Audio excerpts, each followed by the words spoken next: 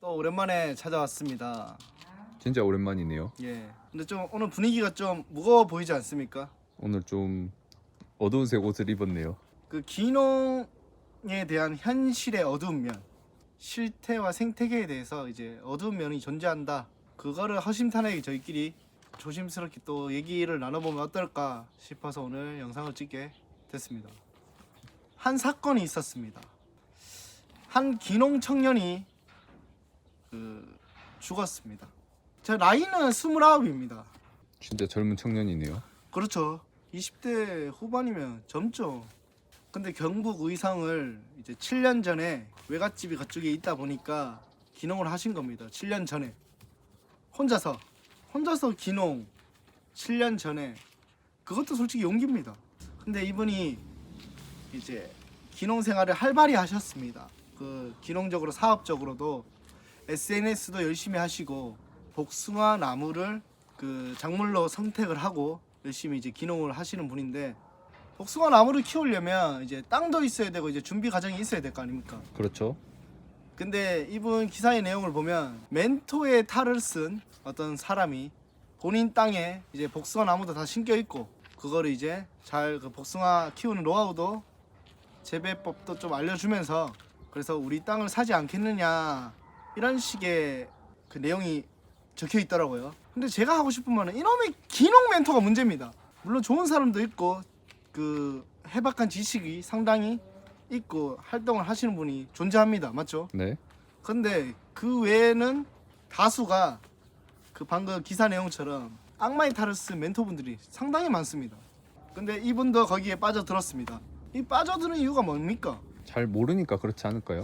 그렇죠. 아무래도 모르는 분야기도 하고, 아니 호의를 처음부터 의심하는 건 그것도 나쁜 거 아닙니까? 무작정 의심한다고 뭐 해결이 되는 것도 아니지 않습니까? 그렇다 보니까 이분도 그런 친절의 호의를 진짜 감사히 여겼겠죠. 어떻게 이분한테 이 땅에 판 그 악의적인 내용이 뭐냐? 이제 농수로 배수로 공사를 이 고인분이 하셨는데, 그러면 땅을 파지 않겠습니까? 어쩌다가 그 땅 속에서 온갖 폐기물들이 다 나왔다는 겁니다. 완전 쓰레기 맛이었다고. 완전 쓰레기 더미, 완전 쓰레기 밭이죠, 말 그대로 진짜. 네. 그래서 여기서 말하고 싶은 거는 그 악마의 탈을 쓴 기농 멘토들이 수두룩 빽빽입니다. 조심하십시오. 조심하시고, 이분도 참 그런 부분은 저희가 충분히 공감도 해줄 수 있고 안타까운 부분이라 생각합니다. 그리고 이 사람이 또 청년 그 소속된 단체가 4H라고 하던데 혹시 4H에 대해서 잘 아시나요? 저도 이제 농업에 종사하다 보니까 이제 입문한 초보라도 4H는 알 거라고 생각이 듭니다. 4H가 이제 농업인들 단체 집단 이름이죠. 네. 저희는 4H는 가입이 안 돼 있고 활동을 안 해봤으니까 정확히 뭘 하는지는 모릅니다.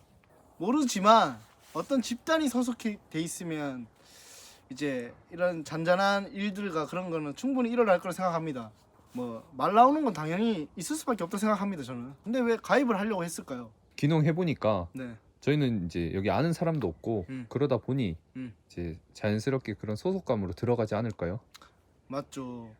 아무래도 청년들이나 어떤 연고가 없는 곳에 농업을 하게 되면 인적 네트워크도 부족하잖아요. 네. 그리고 4H에 또 소속이 돼 있으면 이제 보조 사업이나 일반적인 사업 같은 거 받으려면 또 가산이 되는 그런 점수도 있어요. 그러면 솔직하게 그렇게 표면적으로는 가입하는 게 맞잖아요. 맞죠. 맞죠? 네. 활동도 하고 이제 정보도 교류하고 점수도 챙기고. 근데 사람이 죽어서는 안 되잖아요. 근데 왜 이분이 거기 가입하고 나서부터 이렇게 죽음에 이르게 됐냐? 자, 이것도 당연히 기사 내용에 의해서 얘기합니다. 저 보고 와, 이거는 거의 일진놀이로 다 나왔다 생각했습니다. 청년의 회장이 문제였던 겁니다. 청년의 업무가 아닌데도 개인적인 일로도 많이 이분을 부르고 일을 시켰다고 합니다. 대리 안 부르고 운전시키기. 그리고 또 이제 자, 우리 집에 와서 풀 좀 매라, 약 좀 쳐라, 농약 좀 쳐라. 이게 말입니까? 기사에 노예라고 지칭을 해놨습니다. 부르면 오고, 부르면 오고, 가라면 가고. 그래서 그분은 복숭아를 하면서도 자기 일은 하나도 못했다고 했습니다. 그럴 만도 충분히 공감이 됩니다. 못할 것 같아요. 솔직히 우리도 뭐 잡초 이런 거 제거하고 풀 제거하고 하다 보면 간단할 것 같지만 이게 시간이 많이 잡아먹죠. 그 회장의 일치닥거리를 하기 바쁜데 어떻게 본업을 열심히 할 수 있겠습니까? 그러니 뭐 복숭아 나무는 뭐 그냥 뭐 사시사철 열매는 다르겠습니까? 그래가지고 근데 한간에는 다른 사람들이 그 돌아가신 분을 지칭한 게 차기 회장인 줄 알았답니다. 너무 많은 일을 도맡아서 해서 그런가요? 그렇죠. 너무 많은 일을 열심히 도맡아 하다 보니까 밖에서 보면은 차기 회장감이죠. 근데 속은 끙끙 앓으셨겠죠. 썩어 문드러졌을 거예요. 예, 이거 어디 가서 표현도 못 하겠고, 또 지역사회다 보니까 음. 그런 걸 어디서 말할 데가 없다고 하더라고요. 그렇죠. 또 지역사회 대빵 거기 또 청년 그 회장님께서 대빵 아니겠습니까? 그리고 이것도 저는 슬펐다고 생각합니다. 내용이 이제 그 회장 지시로 고소 작업을 했나 봐요. 근데 이제 돌아가신 이분께서 작업을 한 거죠. 근데 하다가 넘어진 건가 떨어진 건가 목골절이 됐어요. 그래서 이제 고인의 어머님한테 치료비며 다 지원을 해주겠다. 걱정하지 말라고 했습니다. 이것까지는 도의적인 측면에서 당연히 그래야 되죠. 이건 당연한 겁니다. 그런데 나중에 말을 싹 바꿉니다. 자기가 잘못했으니까 자기가 책임져라. 이런 식으로.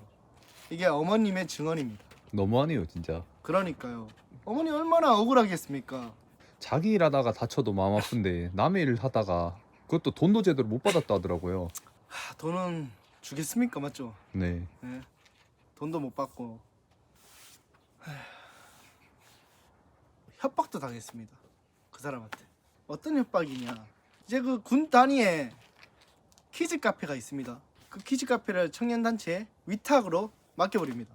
그러면 위탁 운영을 하게 되는 그 청년 단체는 그 수익금을 빼돌렸다고 합니다. 썼다고 합니다. 그 횡령한 그 금액으로 이제 밥도 먹고 하지 않겠습니까? 네. 그런 밥자리나 술자리에 고인분을 데리고 가는 겁니다. 데리고 가서 밥도 같이 먹고 했으면 그렇게 공범을 만들었다고 합니다. 내용에. 그 돈으로 밥을 먹고요. 예. 그 이분이 뭐 가고 싶어 갔겠습니까? 그렇죠. 어쩔 수 없이 간 거겠지. 그러니까 공범을 만들었다 생각하니까 이렇게 심리적 압박을 했겠죠. 그런 거에 대해서 입단속 시키려고. 그런 거를 이제 이분이 돌아가실 때 SNS에 유서를 남긴 내용입니다.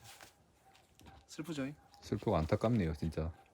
7년 동안 버틴 거예요, 이분이. 7년 동안 버티다가 이제 혼자 그렇게 안 좋은 생각을 해서 목숨을 잃을 생각을 하신 거겠죠. 마지막 최후의 한마디를 남기시고 그 최후의 한마디가 가슴을 아려오게 하네요. 자, 앞으로도 이런 불행한 일들이 생길 거라 생각이 듭니다. 안 생겼으면 하죠. 근데 현실은 또 그렇게 생길 거라 생각이 들고 그 기농에 이제 좀 뭐 대표적인 거지만 알아두면 좀 괜찮은 사례가 몇 개 있습니다. 많이 겪는 사례죠. 첫째가 땅 유도 뭐 사기 사례죠. 저희도 뭐 충분히 뭐 겪은 바가 있긴 합니다. 예. 이제 팔려고 하면 좋게 말하잖아요. 누가 단점을 말하면서 팔겠어요. 그렇죠. 그런데 이제 그래도 어느 정도 커버가 좀 될 수 있는 그런 걸 좀 숨겼으면 한다는 거죠. 머리 뒤통수 맞은 느낌의 그런 땅을 이게 사게끔 유도하는 게 많아요. 특히 청년들한테. 맞아요. 그럼 기성세대 분들이 땅을 다 가지고 계실 거 아닙니까? 그럼 그분들이 솔직히 말해서 올컨이죠. 아닙니까? 그렇죠. 누가 이런 시골에 농사 지을 땅을 활발히 거래를 좀 더 할 수 있겠습니까? 그렇다 보니까 조금 더 좀 면밀히 알아보고 사시는 게 좋을 것 같습니다. 이제 두 번째가 모종 사기죠. 예. 이것도 저희도 겪어보면서 느낀 건데 이제 저희만의 경험이 아니라 이렇게 농업 세계에 들어가 보면 저희도 듣고 보고 하는 게 많이 생겼습니다. 어떤 한 사례가 있는데 애플 수박을 제가 키우고 싶어서 사러 가서 사왔습니다. 근데 애플 수박이 아니었습니다. 열심히 키웠는데 자꾸 커진다고 하던데요. 애플이 아니라 요따마나 무슨 호박 같은 게 나와가지고 예? 진짜 수박이 나왔대요. 진짜 수박이 나와서 그런 대표적인 사례가 있는 겁니다. 근데 이게 비일비재합니다. 솔직히 말해서 작은 이런 농가나 이런 데서 보면은 그냥 묘목 같은 거 누구나 쉽게 구해서 모종 같은 거 키울 수 있지 않습니까? 그러면 정식 허가 절차를 안 밟은 그런 시골 형태가 많습니다. 그런 게 많다 보니까 체계가 안 돼 있어요. 솔직히 말하면 돼 있는 곳을 좀 찾아서 정식적으로 사야 되는 방법인데 세 번째가 이런 말이 있죠. 시골 인심은 좋다. 도시는 야박하다. 물론 시골 인심 좋은 데 있습니다. 도시 인심 좋은 곳도 있습니다. 그 이웃 간에 잘 지내는 곳. 근데 이제 표면적으로 옛날 시골 인심이 아닙니다. 그 시골에 텃세가 존재합니다. 많은 것 같아요. 저희는 뭐 마을 발전 기금이니 큰도 아닌 그런 텃세가 좀 없었습니다. 저희는 운이 좋은 케이스라 생각합니다. 많이 겪고 있는 곳이 존재하는 거 알고 있습니다. 아무쪼록 없는 곳을 갔으면 좋겠고, 그리고 본인 또한 잘해야 된다 생각합니다. 기본적으로 맞죠. 사람 대 사람으로. 이게 제가 생각하는 대표적인 그 귀농하신 청년들 또는 뭐 귀농하신 분들 모두 포함해서 겪는 사례지 않을까 싶습니다. 저희도 공감 가는 부분이 많고요. 네, 저희도 겪을 건 겪었고 했던 부분이라서 이렇게 탁 터놓고 얘기를 할 수 있는 것 같습니다.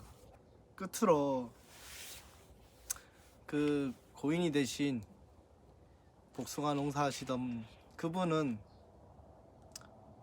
올해 2월에 내사 상태에 빠지셨습니다. 내사 상태에 계시다가 3월에 별세하셨어요.